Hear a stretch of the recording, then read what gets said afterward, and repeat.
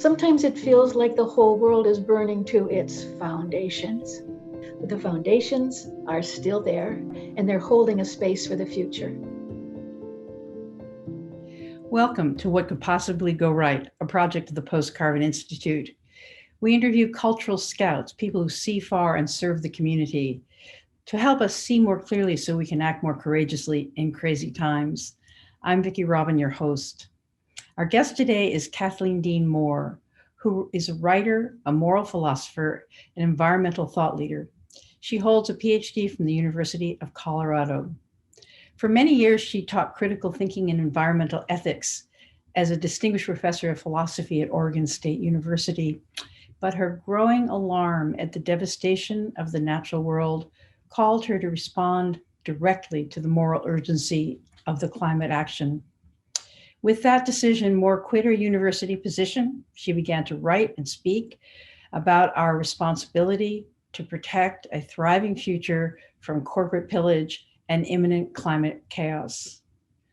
Her first climate ethics book, Moral Ground, Ethical Action for a Planet in Peril, co-edited with Michael P. Nelson and forwarded by Desmond Tutu, gathered testimony from the world's moral leaders about humanity's obligation to the future.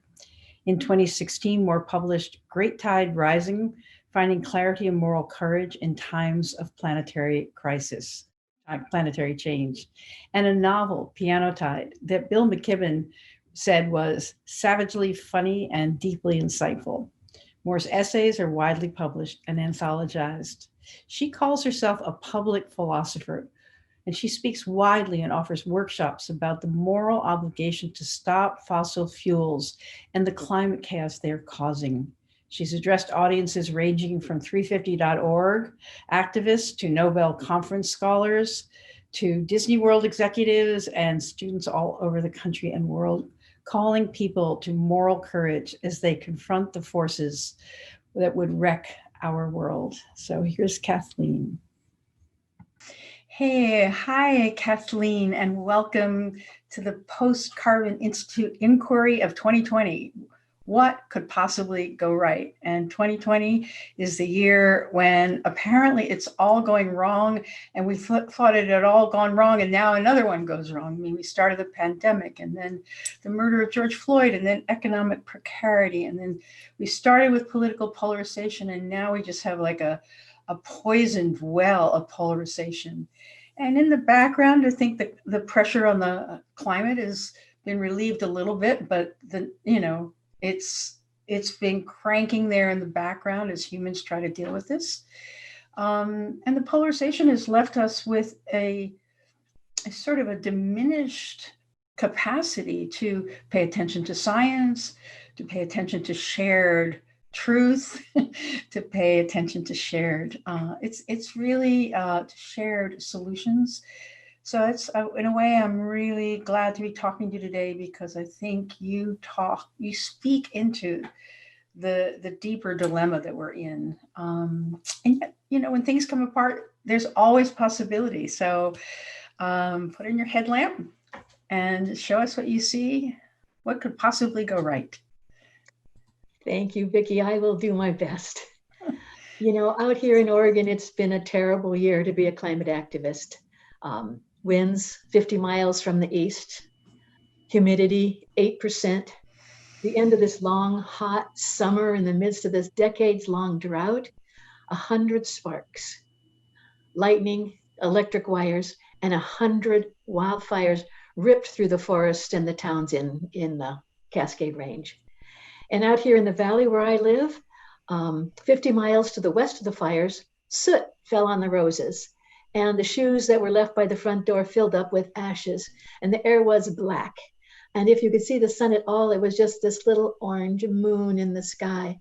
And there were police officers who were directing the evacuees and the rescue trucks and the horse trailers all into the football stadium. And you could hardly see their flashing lights. The air was that dirty and foggy. So when the smoke cleared, when it finally cleared after a couple of weeks, my husband and I drove up along the Mackenzie River to see what had happened up there.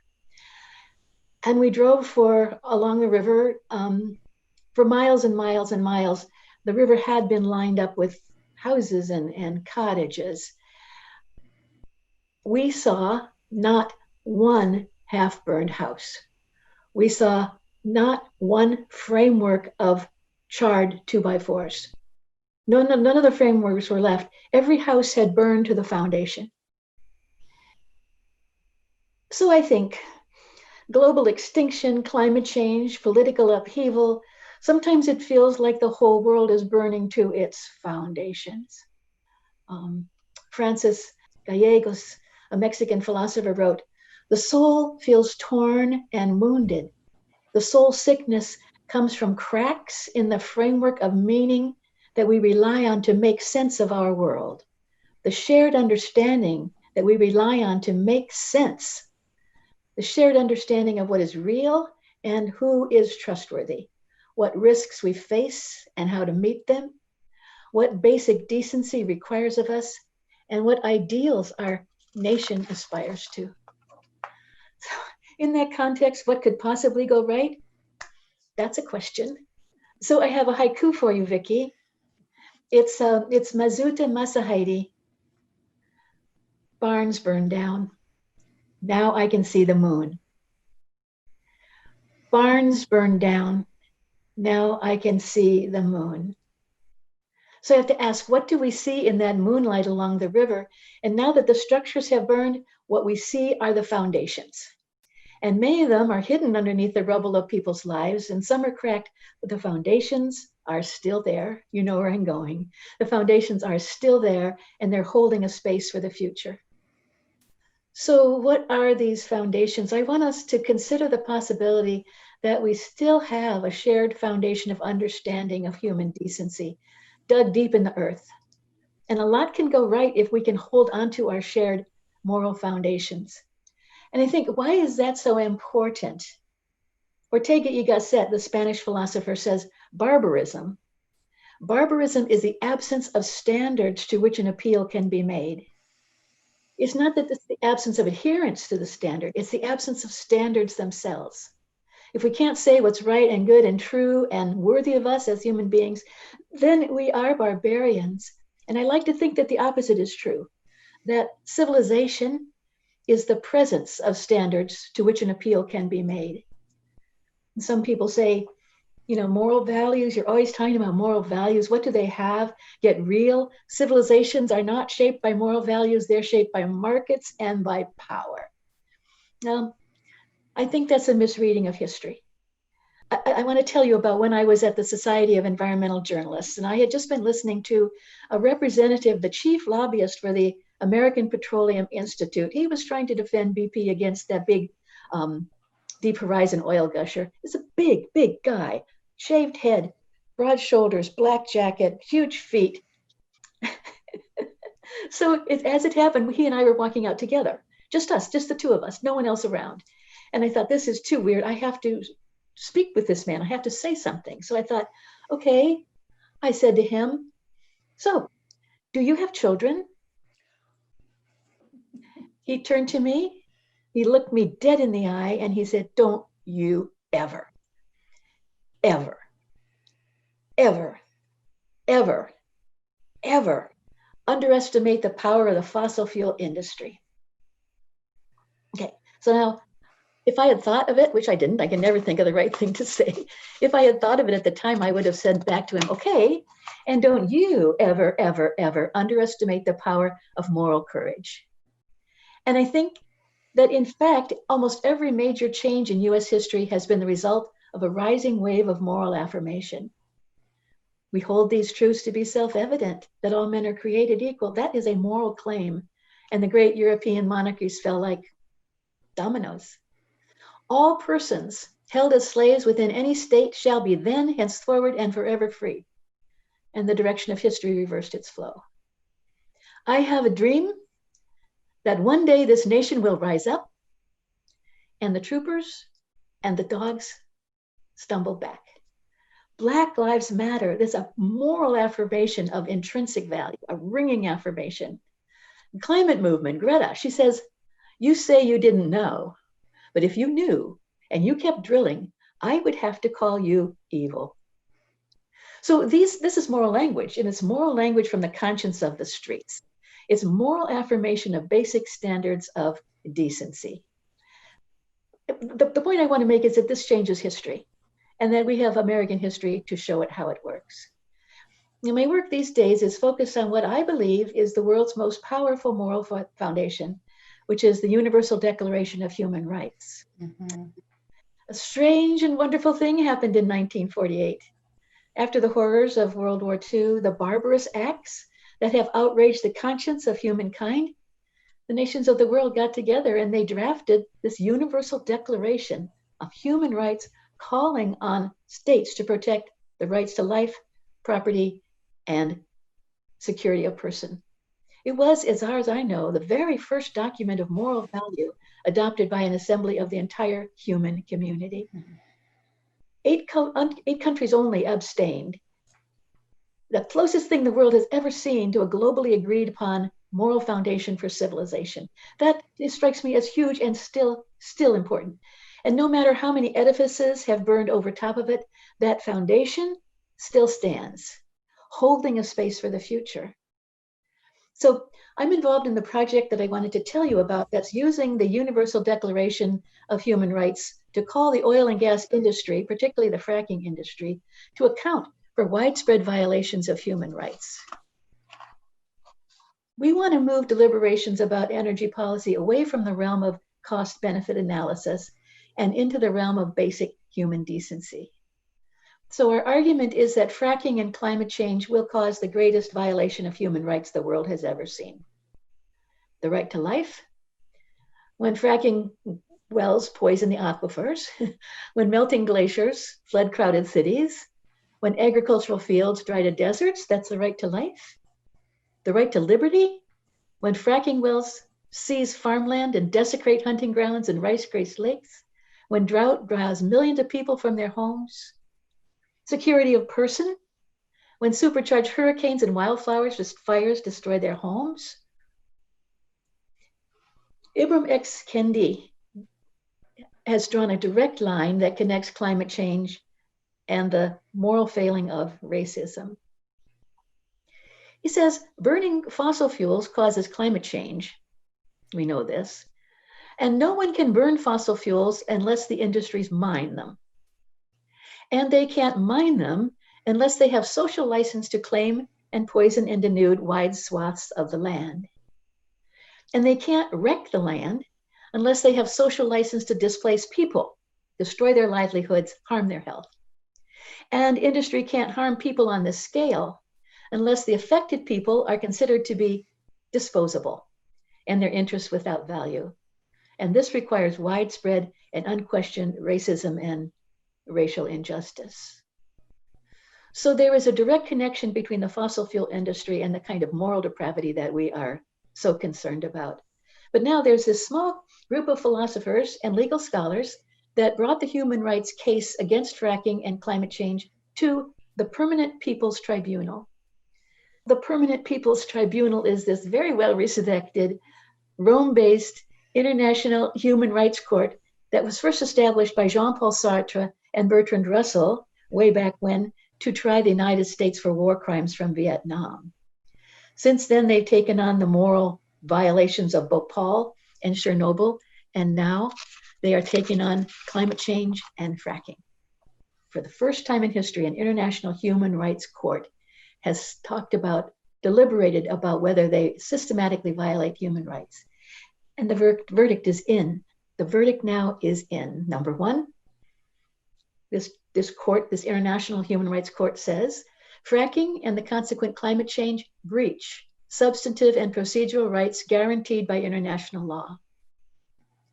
In a widespread axis of betrayal, governments are complicit in the rights violation. And three, because rights violations are integral to the very practice, fracking should be banned. So I've got to say, what difference does that make? Well, already, because of wonderful work from journalists and lawyers, the oil and gas industry can't claim that they didn't know that their actions were going to wreck the world. Now, because of this trial, The oil and gas industry can no longer claim that they didn't know that their business plan directly violates human rights. And so we have been thinking all along that this was normal, that this kind of destructive activity was normal, this drilling and burning. And we've been thinking that this was business as usual. And so we've granted social license to the extreme extraction industries. But now that license is hereby revoked. So what could go right? I don't know.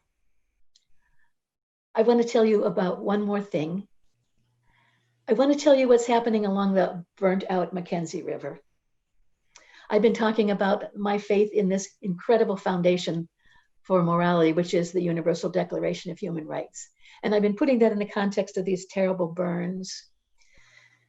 Well, what happened along the Mackenzie River is that it turns out that people had built their beautiful homes out of poisons. They had built them out of asbestos, foam, plastics, PCBs in the carpets, all these things. And that the debris from the houses as it fell into the foundation is toxic waste. So clearing away the foundations has to be done really carefully, and it's going to take a very long time. I feel the same way about the country, that we have a solid foundation of moral accord. But on that foundation, we have built a toxic mess. And that removing the hatred and the lies and the spittle and the disdain is going to be a long, dangerous, careful process. But I do believe that the foundation of human decency and democratic ideals is down there somewhere, and we will find it again. So that's what I wanted to say about what might go right. Thank you for giving me the chance. It is so beautiful. It's so easy to despair in the short term, looking at how apparently shallow the moral dimension is in our public discourse. That what is it, 75 million people had to outvote 70 million people in order to get the word decency back into our vocabulary. So it is a political fight, but it's a moral fight. And I love that you bridged that in the fracking. Yeah, there's so many things that were interesting. And in a way, I think for all it's been bastardized, that the basic construction of sustainable development is also a moral ground. We unfold our lives today in all their beauty and creativity and love, etc., without compromising the ability of future generations to be able to unfurl their lives with as much resource, spiritual, moral, environmental, so basically intergenerational rights were articulated by the Brundtland Commission report. And then in Ecuador, we have that they've put into their constitution the rights of nature. So is there a rights and an overall rights movement? You're working on the law around fracking, the moral law, and also, the material law that it says, life, liberty, pursuit of happiness, is being abrogated by fracking. So, it's illegal. Period. So are you forming common cause with a lot of other groups, that are also looking at the rights of those who don't have a voice? Yes. Yes. As to the first point, I think that one of the things that the prior president did was allow people to be proud of what they had previously been ashamed of. Right. Racism, sexism, selfishness.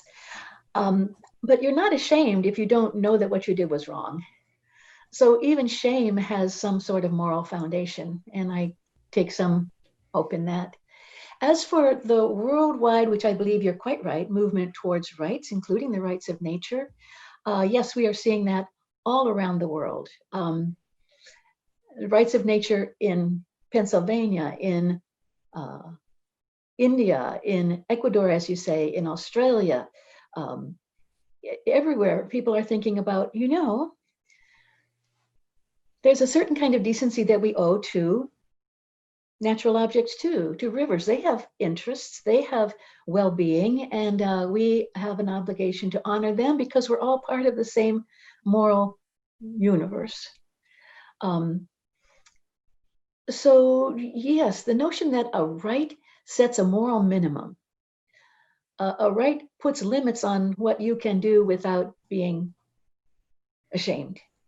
Mm-hmm. And so it's as that it's a standard against which we can measure ourselves, and it's a standard against which we can measure what the governments do. Because remember, that's the whole point of the Universal Declaration of Human Rights, that the horrors from Germany were all legal. They were all basically according to German law. So there needed to be some other kind of appeal, some standards to appeal that would trump, may I say, the national laws. And that's what the Universal Rights Declarations do. It's not just the Declaration of Human Rights. Now we have Declaration of Rights of Nature. We have Declaration in Indigenous rights. We have many, many standards being articulated and affirmed, broadly affirmed. So I think that that's one thing that can go right, is that we can sit down and think about what is it?